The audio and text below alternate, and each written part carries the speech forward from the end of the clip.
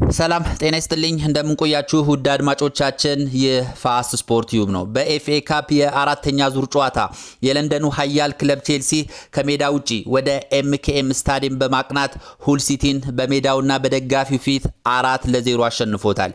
የቼልሲው ወሳኝ ተጫዋች የሆነው ፔድሮ ኔቶ 3 ጎሎችን በማስቆጠር ሃትሪክ የሰራ ሲሆን ቀሪዋን አንዷን ጎል ኢስቲቫኦ ዊሊያን ከመረብ አሳርፏል። ቼልሲ በጎል የተንበሸበሸበት የምሽቱ ጨዋታ ምን ይመስል ነበር የሚለውን ጉዳይ እንመለከታለን። አብራችሁን ቆዩ።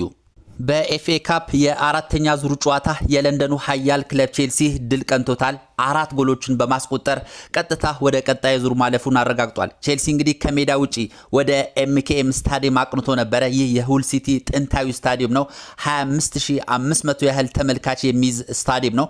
በዚህ ስታዲየም እንግዲህ ቼልሲ በጎል ሲንበሸበሽ አምሽቶበታል። ፔድሮ 40ኛው ደቂቃ ላይ፣ 51ኛው ደቂቃ ላይ እንደዚሁም 71ኛው ደቂቃ ላይ 3 ጎሎችን በማስቆጠር ሃትሪክ የሰራ ሲሆን የቼልሲ ወጣትና ተስፈኛ ተጫዋች የሆነው ኢስቲቫኦ ደግሞ 59ኛ ደቂቃ ላይ ቀሪዋን ጎል በማስቆጠር የኤፍኤ ካፕ አራተኛ ዙር ጨዋታን ቼልሲ በስኬት ማጠናቀቅ ችሏል። የቼልሲን ቋሚ አሰላለፍ ስንመለከት አሰልጣኝ ሊያም ሮዚነር የተከተሉት ቋሚ አሰላለፍን እንመልከት። እንግዲህ በረኛን ሳንቼዝን ተጠቅመዋል። ተከላካይ ላይ ጆሬል ሃቶ፣ ማማዱ ሳር፣ ዌስሊ ፎፋና እና ሪሲ ጀምሰን በተከላካይ ክፍልነት ተጠቅመዋል። መሃል ክፍሉን ሞይሰስ ካይሴዶና አንድሬ ሳንቶስ ሲቆጣጠሩት ነበረ። ፊት መስመር ላይ አሌሃንድሮ ጋርናቾ፣ ኢስቲቫኦ ዊሊያን እና ፔድሮ ኔቶ የፊት መስመሩን ሲመሩ ነበረ። የአጥቂ ክፍሉን ሊያም ዴላፕ በብቸኝነት ለመሰለፍ ወደ ሜዳ ገብቶ ነበር። አሰልጣኝ ሊያም ሮዚነር 4-2-3-1ን በመከተል ነበረ ወደ ሜዳ የገቡት። አሰልጣኝ ሊያም ሮዚነር ከሞላ ጎደል ምርጡን የቼልሲን አሰላለፍ ይዘው ነው ወደ ሜዳ የገቡት። ከጨዋታው በኋላ ይህን የኤፍኤ ካፕ ውድድር ከሻምፒየንስ ሊግና ከእንግሊዝ ፕሪሚየር ሊግ ለይቼ ያላየውም እኩል ነው የምመለከተው በማለት ሀሳብ ሰጥተው ነበረ። ሀሳባቸውንም እንደተናገሩት ተግብረውታል። በዚህ የኤፍኤ ካፕ ውድድር ማለት ነው ቼልሲ በዋናነት የሚጠቀማቸውን ወሳኝ ተጫዋቾች ይዘው ነበረ ወደ ሜዳ የገቡት። ጨዋታው ከተጀመረ ጊዜ ጀምሮ ቼልሲ በከፍተኛ ሁኔታ ሲያጠቃ ነበረ። ቶሎ ቶሎ ወደ ጎል በመድረስ ሙከራዎችን በማድረግ እንደዚሁም ሙሉ ፖሴሽን ኳሱን በመቆጣጠር ረገድ ቼልሲ በምሽቱ ጨዋታ ላይ የተሳካለት ነበር ብሎ መናገር ይቻላል። ፔድሮ ኔቶ 4ኛው ደቂቃ ላይ ድንቅ ሙከራ በማድረግ ነበረ ጨዋታውን የጀመረው። አሌሃንድሮ ጋርናቾ በመስመር በኩል ከፍተኛ እንቅስቃሴ ሲያደርግ ነበር። ክሮሶቹ የተሳኩ ባይሆኑም በርካታ ክሮሶችን ሲያደርግ ነበረ። በመስመር ለአጥቂዎች ኳስ ሲያሳልፍ ነበርና በምሽቱ ጨዋታ ላይ ከሞላ ጎደል አሌሃንድሮ ጋርናቾ መጥፎ ነበር ብሎ መናገር አይቻልም። የመጀመሪያው አጋማሽ ቼልሲ የበላይነት ያሳየበት ጨዋታ ነበረ። ቼልሲ የመጀመሪያው አጋማሽን 1-0 በሆነ ውጤት ነው ወደ መልበሻ ክፍል ሊገቡ የቻሉት። ነገር ግን ይህ ጨዋታ ከረፍት በፊት የነበረው ጨዋታ ቢያንስ 3-0 በሆነ ውጤት ወደ መልበሻ ክፍል መሄድ ነበረባቸው። ምክንያቱን ላንሳ። 16ኛው ደቂቃ ላይ ኢስቲቫኦ ዊሊያን በረኛውን ጭምር አታሎ ሄዶ ኳሱን ስቶታል። የማይታመን ኳስ ነበር የሳተው። ይህን ኳስ ቼልሲ በቀላሉ አስቆጥሮ መምራት የሚችልበትን እድል በኢስቲቫኦ ዊሊያን አማካኝነት ሊያጣ ችሏል ማለት ነው። እንደዚሁም 20ኛው ደቂቃ ላይ ዴላፕም እንደዚሁ ያለቀለት ኳስ ስቷል። በረኛው ፔድሮን አጋጭቶ አንግል መለሰበት። ነገር ግን በፍጥነት ሄዶ ጎሉን ማስቆጠር ሲችል በንዝህላልነት እንግዲህ ተከላካዮች መተው ኳሱን ሊያወጡት ችሏል። ይሄ የዴላፕ ቸልተኝነት የታየበት ሙከራ ነበረ። ዴላፕ ይሄንን ጎል ቢያስቆጥር ኖሮ ቼልሲ 2-0 መምራት ይችል ነበርና ኢስቲቫኦ ዊሊያንስና ዴላፕ የሳቷቸው ኳሶች በእጅጉ የሚያስቆጩ ነበሩ። ኢስቲቫኦ ዊሊያን እና ዴላፕ ከረፍት በፊት የነበራቸው እንቅስቃሴ ጥሩ አልነበረም። ነገር ግን ከረፍት በኋላ ጥሩ እንቅስቃሴ በማድረግ ዴላፕ አሲስት በማድረግ በመጀመሪያ አጋማሽ ያሳየውን ንዝህላልነት ክሷል። እንደዚሁም ኢስቲቫኦ ዊሊያንም በመጀመሪያው አጋማሽ ላይ ያናህል አልነበረም። ከረፍት በኋላ ግን ጎሎችንም በማስቆጠር ከረፍት በፊት የነበረበትን ድክመት ማሻሻል ችሏል ማለት ነው። እንግዲህ ቼልሲዎች 40ኛው ደቂቃ ላይ ነው የመጀመሪያውን ጎል ማስቆጠር የቻሉት። ፔድሮ ኔቶ ከርቀት ከፔናልቲ ቦክስ ውጪ አክሮ የመታት ኳስ እንግዲህ ወደ መረቡ ላይ አርፋ ቼልሲ 1-0 እንዲመራ አስችሎታል ማለት ነው። ፔድሮ ኔቶ ብዙ ጊዜ ከፔናልቲ ቦክስ ውጪ ጎሎችን በማስቆጠር ይታወቃል። እቺም ጎል ምናልባትም ያስታወሰችኝ አርሰናል ላይ 1-1 በወጡበት ጨዋታ ላይ በእንግሊዝ ፕሪሚየር ሊግ ከፔናልቲ ቦክስ ውስጥ ውጪ አክሮ በመምታት ጎል ማስቆጠሩ ይታወሳልና በተመሳሳይ ሁኔታ ነው እንግዲህ በምሽቱም ጨዋታ 40ኛው ደቂቃ ላይ እንግዲህ ከርቀት አክሮ በመምታት ቼልሲ 1-0 በመምራት ወደ መልበሻ ክፍል እንዲገባ አድርጎታል። በእለቱ የነበረው ለምሳሌ ለመጀመሪያ ጊዜ የተሰለፈው ከስትራስበርግ ያስፈረመው ተጫዋች ማማዱ ሳር ጥሩ ሲከላከል ነበረ። እውነት ለመናገር ምርጥ ተጫዋች ነው። ከዚህ በኋላም በፕሪሚየር ሊጉም በሻምፒየንስ ሊጉም ቼልሲን በእጅጉ ይጠቅማል ብዬ አስባለሁ። ከጉዳት ተመልሶ የነበረው ጀምስ አስደናቂ ብቃቱን ከረፍት በፊት ሲያሳየን ነበረ። ከረፍት በፊት ጋርናቾ ክሮሶቹ ጥሩ አልነበሩም። በርካታ ጊዜ ተከላካዩ ጥሩ የኳስ እድሎችን ቢያገኝም በቀላሉ የሁል ሲቲ ተከላካዮች ኳሱን ሲቀሙታ አስተውለናል። ዴላፕም እንደዚሁ ፊት አልነበረም ከረፍት በፊት። እንደዚሁም ስቲቫኦ ዊሊያንም እንደዚሁ የተጠበቀበትን ተግባር ሲያደርግ አልነበረም። ይሄ ሁሉ የምነግራችሁ ከረፍት በፊት የነበረው የተጫዋቾቹ ብቃት ነው። ነገር ግን ከረፍት በኋላ ነገሮች ተቀይሯል።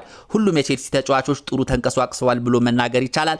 49ኛው ደቂቃ ላይ ኔቶ ክሮስ ያደረገለትን ኳስ ሳንቶስ በአስደናቂ ሁኔታ በጭንቅላት ሞክሮ ኳሷ ወደ ውጪ ልትወጣ ትችላለች። ይሄ የሆነው እንግዲህ 49ኛው ደቂቃ ላይ ነው። እዛው 49ኛው ደቂቃ ላይ አንድሬ ሳንቶስ በጭንቅላት መቶ በረኛው ወደ ኮርና ያወጣት ኳስ እንደዚሁም አሌሃንድሮ ፔድሮ ኔቶ በድጋሚ ከኮርና ክሮስ አድርጎ ጎሉን ሊያስቆጥር ችሏል ማለት ነው። ምንም ተች የለውም። ከኮርና ቀጥታ መጥቶ ነው ፔድሮ ኔቶ ጎሏን ማስቆጠር የቻለው። ሃቶ ትንሽ ለመንካት ሞክሮ ነበረ በጭንቅላቱ፣ ነገር ግን ምንም አልነካውም። ጎሉ የተመዘገበው በኔቶ ፔድሮ ሆኗል ማለት ነው። በምሽቱ ጨዋታ ኮከብ የነበረው ፔድሮ ኔቶ እንግዲህ 51ኛው ደቂቃ ላይ እንግዲህ ተጨማሪ ጎል አስቆጥሮ ቼልሲ 2-0 መምራት ቻለ። ቼልሲዎች ተደጋጋሚ ወደ ጎል በመድረስ ሙከራ በማድረግ የሁል ሲቲ ተከላካዮችን በማስጨነቅ ሁኔታ ከረፍት በኋላ በጣም ተቀይረውና ተሻሽለው ነው ወደ ሜዳ መግባት የቻሉት ማለት ነው። ስቲቫ ዊሊያን 59ኛው ደቂቃ ላይ በዴላፕ አሲስት አድርጎለት ድንቅ ጎል በማስቆጠር ቼልሲን 3-0 እንዲመራ አስቻለ። ቼልሲዎች እንግዲህ በድጋሚ በጣም ፈጣን እንቅስቃሴ የነበረ ሲያደርጉ የነበሩ ተጨማሪ ጎል ለማስቆጠር ጨዋታውን በብዙ የጎል ልዩነት ለመጨረስ ከፍተኛ ፍላጎት ነበራቸው። በዚህም ተሳክቶላቸው በድጋሚ 71ኛው ደቂቃ ላይ በምሽቱ ጨዋታ ድንቅና ኮከብ ሆኖ ያመሻው ፖርቹጋላዊ ተጫዋች ፔድሮ ኔቶ ሶስተኛውን ጎል በማስቆጠር እንግዲህ ሃትሪክ በመስራት ችሏል። ለቼልሲም አራተኛውን ጎል ማስቆጠር ችሏል። እንግዲህ ይሄ የፔድሮ ኔቶ ጎል ለመቆጠር ምክንያት የሆነው የቼልሲ የፊት መስመር ተጫዋች የነበረው ሊያም ዴላፕ ነው። ተጨማሪ ሁለት ኳስ አሲስት አድርጎለት ፔድሮ ኔቶ ወደ ጎል ሊቀይር ችሏል ማለት ነው። የቼልሲ ተጫዋቾችና አሰልጣኙ በሊድስ ዩናይትድ የጣሉት ነጥብ በጣም ያስቆጫቸው ይመስላል። በሊድስ ጨዋታ እንግዲህ ቼልሲ 2-አቻ መለያየቱ ይታወሳል። 2-0 ከመመራት ተነስቶ 2 ጎሎች ተቆጥረውበት ጨዋታው በ2-አቻ በሆነ ውጤት ጨርሶ ነበረ። በዚህ ቁጭት የተበሳጩ ይመስላሉ የቼልሲ ተጫዋቾችና የቼልሲው አሰልጣኝ። በጣም ይህንን ጨዋታ በሰፊ የጎል ልዩነት ለማሸነፍ ከፍተኛ ወኔና ፍላጎት ነበራቸው። የቼልሲ ተጫዋቾች ያሳዩት ተጋድሎ፣ ያሳዩት ፍጥነት፣ ያሳዩት አጠቃላይ የጨዋታ እንቅስቃሴ እጅግ ድንቅ ነበረ። ተጨማሪ ጎሎችን ለማስቆጠር የፈለጉት አሰልጣኝ ሊያም ሮዚነር ተጫዋቾችን ቀይሮ ማስገባት ችሏል። 60ኛው ደቂቃ ላይ 2 ተጫዋቾችን ቀይሮ አስገብቷል። አቾምፖንግና ኢንዞ ፈርናንዴዝን ወደ ሜዳ አስገብተው ጀምስንና ሞሰስ ካይሴዶን ሊያስወጡ ችሏል። እንደዚሁም 75ኛው ደቂቃ ላይ ስቲቫኦና ፎፋናን አስወጥተው አንድ የቼልሲ ወጣቱ ተጫዋችን ሼዋን ደርቢን አስገብተዋል። እንደዚሁም ቶሲን አደርባዩንም እንደዚሁ ወደ ሜዳ ማስገባት ችሏል ማለት ነው። እነዚህ ተጫዋቾችም ከገቡ በኋላ ቼልሲዎች የተሻለ በመንቀሳቀስ ተጨማሪ ጎል ለማስቆጠር ብርቱ ጥረት አድርገው እንግዲህ ጨዋታው 4-0 በሆነ ውጤት ሊጠናቀቅ ችሏል ማለት ነው። ሆል ሲቲዎች አልፎ አንዳንድ ሙከራዎችን ሲያደርጉ ነበር። ከረፍት በፊት አንድ ሙከራ ብቻ ነው ማድረግ የቻሉት። እሱም የቅጣት ምት ጎል መግቢያ አካባቢ ላይ ቅጣት ምት አገኝተው ወደ ጎል ሞክረውታል። ከዛ ውጪ ይህ ነው የሚባል ሙከራ ማድረግ አልቻሉም። ከረፍት በኋላ 1-3 ሙከራዎችን ማድረግ ችሏል። ነገር ግን አስደንጋጭ ሙከራዎች አላደረጉም። እውነት ለመናገር በስታዲየም የነበረው ድባብ አስደናቂ ነበረ። የኤምኬኤም ስታዲየም ይባላል። 25000 ተመልካችን ይዛል። 25500 እና ከዛ በላይ ተመልካችን ይዛል። የደጋፊው ጩኸት፣ ደጋፊው ሆል ሲቲዎችን የሚያበረታታበት መንገድ አስደናቂ ነበረ። ነገር ግን አንድም ጎል ሳያስቆጥሩ ቼልሲ 4 ጎል አስቆጥሮ ተቆጥሮባቸው ከሜዳ ሊወጡ ችሏል ማለት ነው። ቼልሲ በቀጥታ ወደ ቀጣይ ዙር የአራተኛ ዙሩን በስኬት አጠናቆ ቀጣይ ዙሩን ሊቀላቀል ችሏል ማለት ነው። አጠቃላይ የጨዋታውን ስታትስ እስኪ እንመልከት። ቼልሲዎች ድንቅ ሆነው ባመሹበትና በጎል በተንበሸበሹበት የኤምኬኤም ስታዲየም ጨዋታ ቼልሲዎች 13 ሙከራ ማድረግ ችለዋል። ይህ ትልቅ ሙከራ ነው፣ ትልቅ ስታት ነው። እንደዚሁም ሁል ሲቲዎች 4 ሙከራ ብቻ ነው ማድረግ የቻሉት። ኦን ታርጌት ቼልሲ 8 ኦን ታርጌት ማድረግ ችሏል። ይሄ ትልቅ ስኬት ነው። ከ13 ሙከራ 8ቱ ኦን ታርጌት መሆን ማለት ይሄ ትልቅ አቺቭመንት ነው ብዬ አስባለሁ። ሁል ሲቲዎች ኦን ታርጌት 2 ብቻ ነው ማግኘት የተቻሉት። ፖሰሽን ኳስ ቁጥጥር ቼልሲ ፍጹም የበላይ ነበር። ከረፍት በፊትም ከረፍት በኋላም የነበራቸው የኳስ ቁጥጥር የበላይነት ከፍተኛ ነበረ። 78 ለ22 ነበረ። ቢጫ ካርድ 2 የቼልሲ ተጫዋቾች ቢጫ ካርድ ማየት ችሏል። ሁል ሲቲዎችም እንደዚሁ 2 ቢጫ ካርድ ማየት ችሏል። በኮርና ብቻ ነው ቼልሲ የተበለጠው። ቼልሲ 4 ኮርና ሲያገኝ ሆል ሲቲዎች 7 ኮርና ማግኘት ችሏል ማለት ነው። የጨዋታው ሁኔታ ስንመለከት ከሞላ ጎደል ቼልሲ በሁሉም ረገድ ጨዋታውን በዶሚናንት አድርጎ በጣም ተጭኖ ያሸነፈበት ጨዋታ ነበረ። እንግዲህ የተጫዋቾችን እንቅስቃሴ ስንመለከት በተከላካይ ቦታ እንዳልኳችሁ ማማዱ ሳር በጣም ድንቅ ነበረ። ጀምስ እንደሌላም ጊዜም ሁሉ አስደናቂ ነበረ። እንግዲህ 3 ጨዋታዎች እንዳመለጡት ይታወቃል በጉዳት ምክንያት። አሁን ግን ከጉዳት አገግሞ ፊት ሆኖ በዚህ ጨዋታ ራሱን በደንብ ገምግሟል። ስለዚህ ቼልሲ ቀጣይ ከአርሰናል ከበርንሌ እንደዚሁም የአውሮፓ ሻምፒየንስ ሊግም ጨዋታ አለበትና የጀምስ ወደ ጥሩ ብቃቱ መመለስ ለቼልሲ በጣም ወሳኝ ነው ብዬ አስባለሁ። ይህ ማማዱ ሳር የተባለው ሴኔጋላዊም ተከላካይ በጣም ድንቅ ነው። መረጋጋት ይታይበታል። ገና እጅግ ወጣት ተጫዋች ነው። ነገር ግን ያለው በራስ መተማመኑ ከፍተኛ ነውና ቼልሲ አሁን ቀጣይ ላለበት የፕሪሚየር ሊግ የሻምፒየንስ ሊግ ጨዋታ ይጠቀመዋል ብዬ አስባለሁ። ቼልሲም በጣም በዚህ ልጅ አትራፊ እንደሆነ ይሰማኛል። ሌላው በአሰልጣኝ ሊያም ሮዚነር ስር እጅግ ከተለወጡ ተጫዋቾች መካከል አንዱ አንድሬ ሳንቶስ ነው። በምሽቱም ጨዋታ ከካይሴዶ ጋር የነበረው ጥምረት አስደናቂ ነበረ። በሌሎች ጨዋታዎችም ላይ እንደዚሁ ጥሩ እንቅስቃሴ በማሳየት በጣም ድንቅ ብቃት ላይ ይገኛል። ብራዚላውያን እነዚህ ተጫዋቾች አልተቻሉም። ጆ ፔድሮ ምን ያህል እንደተለወጠ እናውቃለን። አሁን ደግሞ አንድሬ ሳንቶስም እንደዚሁ በጣም ከፍተኛ የብቃት ደረጃ ላይ ይገኛል። በቀጣይ ቼልሲ ላለበት ጨዋታዎች ይህ ልጅን ይጠቀማል። በዚህ ልጅ በጣም ቼልሲ ይጠቀማል ብዬ አስባለሁ። ምናልባት ትንሽ የቀዘቀዙብኝ ተጫዋቾች አሉ። አሌሃንድሮ ጋርናቾ በጣም ተዳክሟል ብዬ አስባለሁ። አሁን ላይ እንደ በፊት አይደለም። በጣም ሌዚ ነው። እንደዚሁም ኳሶቹ ክሮስ የሚያደርጋቸው ኳሶች ልክ አይደሉምና እንደዚሁም በጣም የሞተ ሙከራ ነው የሚያደርገው። አሁን ላይ በቼልሲ ቤት በጣም ደካማ እንቅስቃሴ እያሳዩ ካሉ ተጫዋቾች አንዱ አሌሃንድሮ ጋርናቾ ነው ብዬ አስባለሁ።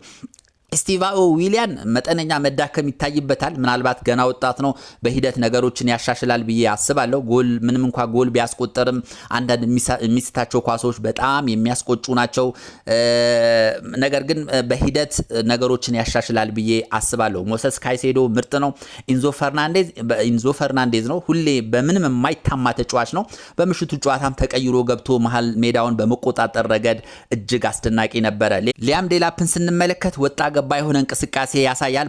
አንዳንድ ሰዓት ላይ አንዳንድ ጊዜ በጣም የሚያበሳጭ ኳሶችን ይስታል። አንዳንዴ ደግሞ ኳስ አሲስት በማድረግ ጎሎችን ባያስቆጥርም ተከላካዮችን በማስጨነቅ ረገድ ጥሩ ነው። ነገር ግን በሱ ቦታ የሚጫወተው ጆ ፔድሮ አሁን ላይ ድንቅ እንቅስቃሴ እያሳየ በመሆኑ ያን ያህል ያሳስባል ብዬ አላስብም። በአጠቃላይ ብቻ ቼልሲ በሁሉም ረገድ ጥሩ ነው። አሰልጣኝ ሊያም ሮዚነር ቼልሲን ከተረከቡ በኋላ በአርሰናል ብቻ ነው እስካሁን ሽንፈትን ያስተናገዱት። በሌሎች ጨዋታው ላይ ግን ድል እየቀናቸውንና አሰልጣኙ የሚከተሉት ያጫወት ስልት ፈጣን ማጥቃት፣ በጠባብ ስፔስ መጮት፣ ቶሎ ወደ ጎል መድረስ፣ እነዚህን የጨዋታ ስታይሎች የሚከተሉ በመሆኑ ቼልሲ በቀጣይ በፕሪሚየር ሊጉም በሻምፒየንስ ሊግም ረጅም ርቀት ይጓዛል ብዬ አስባለሁ። በምሽቱ የኤፍኤ ካፕ ጨዋታ ቼልሲ ያስመዘገበው ድል በጣም እጅግ ወሳኝና ለተጫዋቾችም ትልቅ መነቃቃትን የሚፈጥር ነው ብዬ አስባለሁ። በቀጣይ እንግዲህ ቼልሲ የዛሬ ሳምንት ወይም ደግሞ ቅዳሜ ነው ሊጮት የሚችለው። ከዛ አንድ ሳምንት ያህል እረፍት አላቸው። ከበርንሌ ጋር ይጫወታል ማለት ነው። ረጅም ጊዜ ያላቸው። በዚህ ረጅም ጊዜ አሰልጣኙ በቂ ልምምድ ይሰጧቸዋል። በዚህም እንግዲህ ቼልሲ ወደ አሸናፊነት ይመለሳል ብዬ አስባለሁ። እንግዲህ የምሽቱ ጨዋታ ይህን ይመስል ነበረ። ስለነበረን ቆይታ እጅግ አድርጌ አመሰግናለሁ። ቻናሉን ሰብስክራይብ ያላረጋችሁ ሰብስክራይብ አድርጉ። እንደዚሁም በማቀርባቸው ፕሮግራሞች ያላችሁን ማንኛውም አስተያየት በኮሜንት ስር ብትጽፉልኝ በጣም ደስ ይለኛል። ብዙዎቻችሁ ሐሳብ አስተያየታችሁን እየሰጣችሁኝ እያበረታታችሁኝ ትገኛላችሁና ስለምታደርጉት ነገር እጅግ አድርጌ አመሰግናለሁ። ስለነበረን ቆይታ በጣም አድርጌ አመሰግናለሁ። መልካም ጊዜ